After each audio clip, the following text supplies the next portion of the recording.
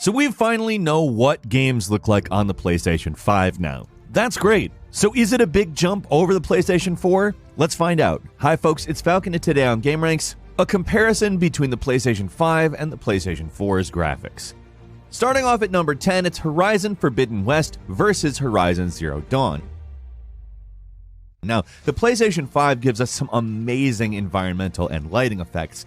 This stuff is on display in the demo we got on the PlayStation 5. I mean, look at the difference. While Horizon Zero Dawn itself is definitely nothing to scoff at, it's a very pretty game. It is definitely showing its age a bit next to Horizon Forbidden West. We're seeing a lot more variation in environment, and the environments that are even somewhat familiar just have a fidelity not only in lighting, as I mentioned earlier, but the sheer polygon count of pretty much everything, the shaders, the just general quality of what everything looks like. If you showed this game to somebody 10 years ago, they would think that you were literally trying to sell them on going to see a CG movie. I mean, look at this monster. Look at the grass and moss. Look at these underwater environments. There's nothing like this on the PlayStation 4. Horizon Forbidden West did an amazing job demonstrating that new generational jump. At 9 is Spider-Man Miles Morales versus Spider-Man on PS4. The demo started with what's probably a cutscene, but we transitioned to gameplay pretty quickly. Now, I don't know exactly how much of the gameplay is going to continue having these dramatic camera angles, as the original Spider-Man game also showed us a lot of dramatic camera angles that weren't necessarily actual gameplay. But keeping that in mind, I think we got a pretty good look at exactly what level of detail we'll actually see in this game. And it is maybe not as big a jump as Horizon Zero Dawn, but a definite jump. For one, we're seeing more weather, more varied lighting. Things look different to more of an extent shot to shot in this trailer than Spider-Man PS4. I mean, we're seeing a lot more colored lighting and self-casting of shadows, which is a really subtle difference, but actually takes a lot of horsepower, and it looks great. Moving on to number 8 is Ratchet & Clank Rift Apart versus the Ratchet & Clank remake. Now, I think this is a really good place to demonstrate just how big of a jump we're seeing, because these are both very stylized, cartoonish games. You wouldn't be massively remiss to say that, say, character detail isn't really a lot different. That's not to say it doesn't look better. I mean, it does, but the environments are really where you're seeing this stuff manifest. I mean, the environments, the elemental effects. I mean, look, going from that PS5 shot to this PS4 shot, there's so much less going on. That's a tremendously complex environment there. But the most important thing to note is all of this instantaneous teleportation that is being made possible via the SSDs. It's not like this PlayStation 4 level here is uncomplex. It's just that what we're seeing on the PlayStation 5 is significantly more complex, and we're traversing between them using portals with instantaneous load times. Not only is it a great looking addition to the franchise, but as a tech demo, it was not only useful, but incredibly impressive. At number 7, we're going to compare Returnal to Control, Death Stranding, and maybe a little PT, because obviously you don't have a direct comparison, but I mean, we have some really impressive effects here. We've gotten really close in on some character faces in all these franchises, and that's not to say that Death Stranding isn't like beautiful and impressive, but there's a lot of detail here. I would say our combat actually is pretty reminiscent of Control as far as what it looks like on screen. However, you can definitely tell way more going on. The effects are a lot more distinct, and there's less obscured by darkness. The environments, I would say, are definitely reminiscent of a Death Stranding to me. However, they're a little more foreign, as they're more willing to move away from a more natural look that Death Stranding attempts to maintain. There's not a ton of interior work in this game, but I do definitely see a comparison with Control may be valid. To bring up PT, we saw some lighting on a door, and some of the interior lighting we see in Returnal I think is reminiscent, but at this point we definitely need to see more of Returnal. It's definitely impressive, but it's not one-to-one. We're comparing a few different games, so we need to see more. At number 6, we're going to compare Gran Turismo 7 and Gran Turismo Sport. Now on the stream, I think this one wasn't really easy to do a real comparison, but now that we have 4K footage of both, it's a fair amount easier to see that the Gran Turismo 7 is really impressive. In some cases, this game feels like looking at film.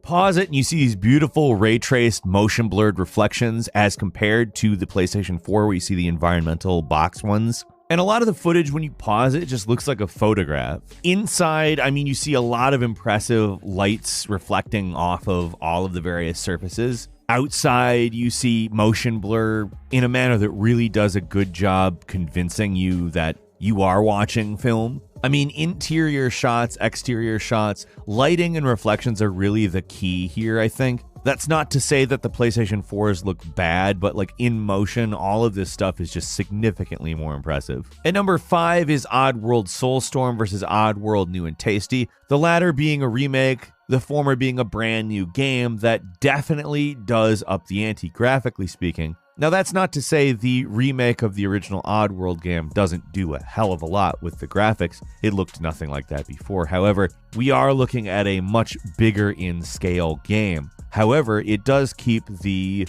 2D side-scrolling mechanics. It feels like we're pulling back a bit too far too often in the PlayStation 5 footage, but we are seeing a big jump in what these cinematic segments look like. I mean, it definitely didn't used to look basically like a pre-rendered cartoon, and now it does. The environments were nice and detailed in the PS4 game. However, we're talking some pretty insane jumps in what they're even attempting as far as visually and mechanically speaking. It's a game I'm really happy to see, but I also hope that the clear ambition they have with the title, which is good, doesn't hinder it in any way. At number 4 is Astro's Playroom versus Astrobot Rescue Mission. This is a sequel to a PSVR game, although I'm going to go ahead and say they didn't specifically say anything about the new PSVR. I have to imagine it's going to be part of it. However, I would like it if you were able to play it without the VR, just on account the original is actually a great platformer. That's fun with VR, sure, but probably could have reached a wider base if they had figured out ways for there to be ultimately another mode of play. I mean, as you can see graphically, there are some upgrades, but not huge ones. I'm not so certain this is really going to be something that we're in desperate need of comparison between the two. However, I am interested to see just exactly what they do with the VR. And like I said, it's overall just a fun platformer on its own. In some respects, I wonder how much they're going to be attempting to show off the new controller. It did seem for certain that was what they wanted to do. At number 3, we want to talk about what NBA 2K21 looks like compared to NBA 2K20. Now, I want to go ahead and say we did not get a lot to judge this game off of. In some respects, there's some big-time social distancing going on in this trailer, although they also made sure to show us the difference between the character models, which in some respects, we might be looking at a big jump. Our man is very sweaty in this new trailer. He is very affected by lighting, and in previous versions of the game, obviously we've got stadium lighting, which can look amazing, don't get me wrong. But I do for sure think that they went out of their way to show us a lighting situation that would maybe not be typical, just to show off some form of better lighting. I don't know exactly how reflective of gameplay this footage is going to be, but I'll say it just looks a lot more human than anything in the previous game. Look at him.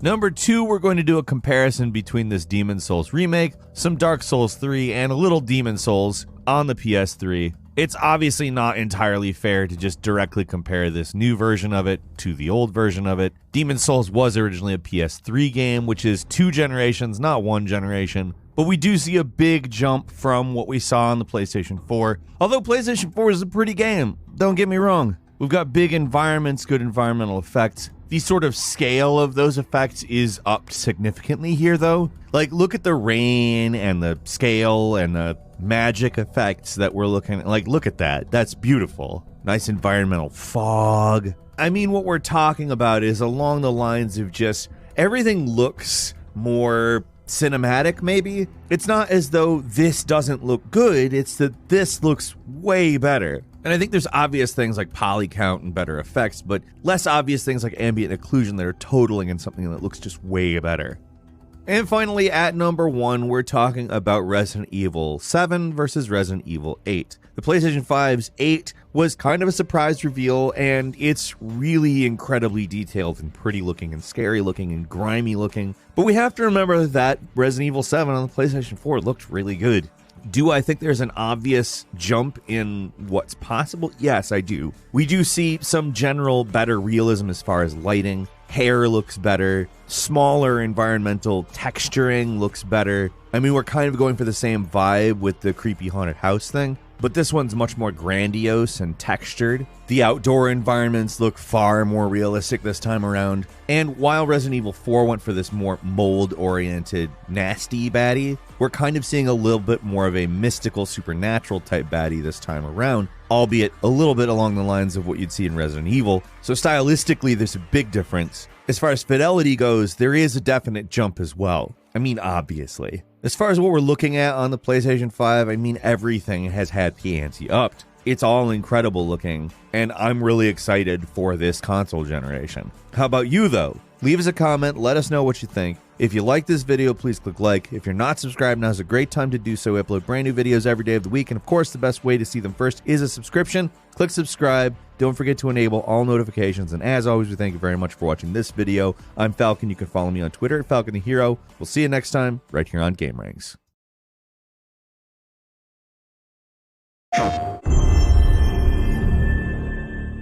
Hi, my name is Matthijs de Jonge. I'm the game director on Horizon Forbidden West.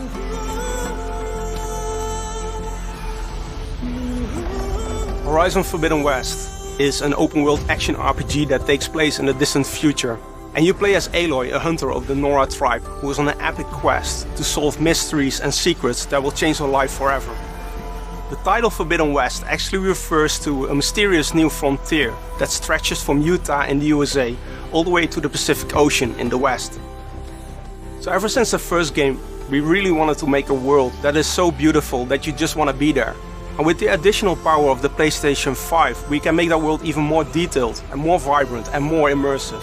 With the PS5's SSD, there will be virtually no loading screens.